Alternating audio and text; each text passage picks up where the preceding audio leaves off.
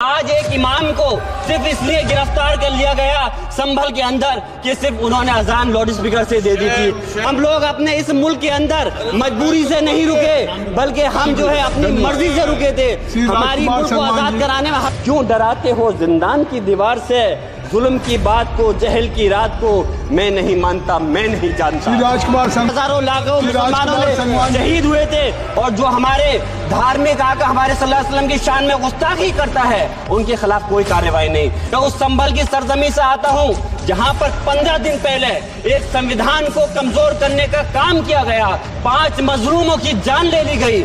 जिस तरह से 30 से ज्यादा लोगों को गोली मार कर घायल कर दिया गया और 27 से 50 से ज्यादा लोगों के खिलाफ मुकदमा दर्ज किया गया। मैं सांसद हूँ, मैं अपने मुकदमे का मैंने कहा था मुझे डर नहीं है, मेरे खिलाफ मुकदमा लिखा गया, मैं वहाँ मौजूद नहीं था। बहुत बहुत शुक्रिया माननीय सभापति जी।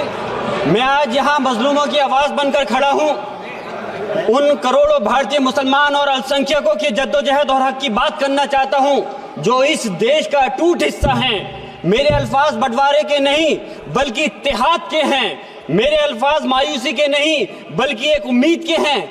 ऐसी उम्मीद जो कि हमारे इस देश को जोड़ना चाहती है। हमारे संविधान को बनाने के लिए हमारे बाबा भीमराव अंबेडकर साहब, मौलाना अबुल कलाम आजाद साहब, डॉक्टर जाकिर हुसैन साहब ने मिलकर के इस संविधान को बहुत मेहनत के साथ बनाया था। ये सिर्फ किताब की शक्ल में देने के लिए नहीं है। आज संविधान के उस पर मैं कहना चाहता हूं कि भारत का संविधान इंसाफ, आजादी और भाईचारगी की जिंदा गवाही है और ये गारंटी देता है कि नागरिक हर मजहब, जात या नस्ल पर इज्जत के साथ गुजार सकते हैं जिंदगी। लेकिन अफसोस है, एक मुस्लिम रहनुमा की हैसियत से मुझे इस दस्तावेज पर बेपनाह फख्र है जो कि दस्तावेज जो संविधान हमें इजाजत देता है। आर्टिकल 15 के मुताबिक किसी भी नागरिक को मजहब, जात, लिंग, नस्ल या जन्म के स्थान पर भेदभाव नहीं किया जाएगा। आर्टिकल 19 में बोलने के अभिव्यक्ति की आजादी का हक दिया गया है जो कि हमारे अधिकारी को हक की आवाज को छीनने का आप काम कर रहे हैं। आर्टिकल 25 अपने मजहब को मानने और उस पर अमल करने की आजादी देता है। आर्टिकल 29 के तहत अल्पसंख्यकों के हकों की हिफाजत करने के लिए प्रावधान किए गए हैं। लेकिन आप तो हमारे हकों की छीनना चाहते हैं। माननीय सभापति जी, मैं आपके माध्यम से कहना चाहता हूं कि आर्टिकल 30 के अंदर अपने तालीमी इदारों को कायम करने और उनके चलाने का हक है, लेकिन हमारे साथ ज्यादती हो रही है। ये संविधान को अगर आप कमजोर करेंगे तो याद रखना ये देश कमजोर होगा, हमारा मुल्क कमजोर होगा। जो संविधान के प्रति वफादार नहीं हो सकते वो हमारे मुल्क के प्रति वफादार नहीं हो सकते। मैं उस संभल की सरजमी से आता हूं जहां पर 15 दिन पहले एक संविधान को कमजोर करने का काम किया गया। वहां पे जिस प्रकार से 5 मजलूमों की जान ले ली गई, जिस तरह से 30 से ज्यादा लोगों को गोली मारकर घायल कर दिया गया और 27 से 50 से ज्यादा लोगों के खिलाफ मुकदमा दर्ज किया गया।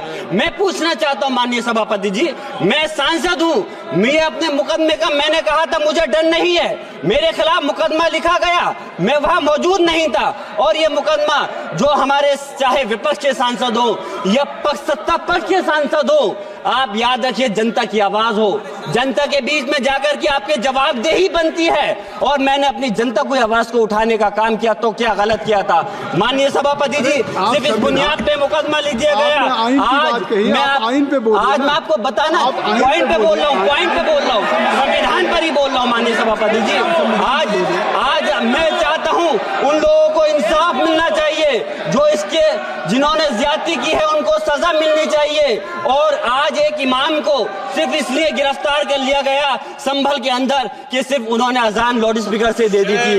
अफसोस है कि आज हमारे साथ ऐसी ज्यादती हो रही है। माननीय अध्यक्ष जी, हमारा संविधान किसानों को मजबूती की बात करता है जो इस देश की रीढ़ की हड्डी है। 130 किसान जो 10 दिन से ज्यादा समय से जेल में बंद हैं, आप किसानों को हक नहीं दे पा रहे तो किसको हक देने का काम करोगे? मैं अफसोस करता हूँ आज पूरे प्रदेश और मुल्क के अंदर जिस तरह से हमारे लोगों की हिफाजत नहीं की जा रही। एक मॉब लिंचिंग सिर्फ धर्म के नाम पर, अगर कोई मुस्लिम है, ओबीसी है या पिछड़ा समाज का, एससी समाज का है तो नाम पूछ करके उसकी हत्या कर दी जाती है। बुलडोजर चलाए जा रहे हैं, हेट स्पीच अगर कोई हम कुछ बोलते हैं तो हेट स्पीच करके मुकदमा दर्ज कर देते हैं, और जो हमारे धार्मिक आका हमारे सल्लल्लाहु अलैहि वसल्लम की शान में गुस्ताखी करता है उनके खिलाफ कोई कार्रवाई नहीं। मेरे पास समय कम है, इसलिए तेजी के साथ में मुझे बोलना पड़ रहा है। माननीय सभापति महोदय जी, ये सवाल बंटवारे का नहीं बल्कि हम वतनों के लिए जिनका जमीर मर गया है उनके जमीर को जिंदा करने के लिए है। हम चाहते हैं इस देश की आजादी, हमारी देश की सभापति जी, बस मैं अपनी बात खत्म कर रहा हूं, 1 मिनट।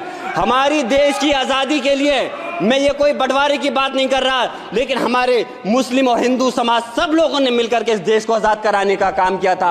आज उनके साथ ज्यादती क्यों की जा रही है? हम लोग अपने इस मुल्क के अंदर मजबूरी से नहीं रुके, बल्कि हम जो है अपनी मर्जी से रुके थे। हमारी मुल्क को आजाद कराने में हजारों लाखों मुसलमानों ने शहीद हुए थे। माननीय सभापति जी, कॉन्क्लूड कर रहा हूँ, सिर्फ राजकुमार से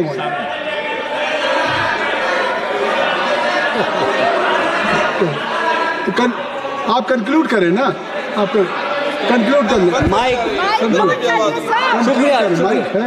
शुक्रिया माननीय सभापति जी। मैं एक मुस्लिम और अल्पसंख्यक रहनुमा के तौर पर मैं अपनी बिरादरी के लिए खास हक के मुताबिक नहीं करता। मैं सिर्फ ये चाहता हूँ कि आईना के बाद संविधान के मुताबिक हर नागरिक के लिए जो वादा किया गया उसे पूरा हो, हुकूमत से कमजोर की हिफाजत को यकीनी बनाए और नफरत फैलाने वालों को सजा दे। और मैं अपनी बात इस शेर के साथ खत्म करना चाहता हूँ जो कि हबीब जालिब का शेर है। ऐसे जुल्म सुबह बेनूर को मैं नहीं मानता, मैं नहीं जानता, मैं भी खाइफ नहीं तख्ताए दार से, मैं भी मंसूर हूं कैदो अगयार से। क्यों डराते हो जिंदान की दीवार से, जुल्म की बात को जहल की रात को मैं नहीं मानता, मैं नहीं जानता।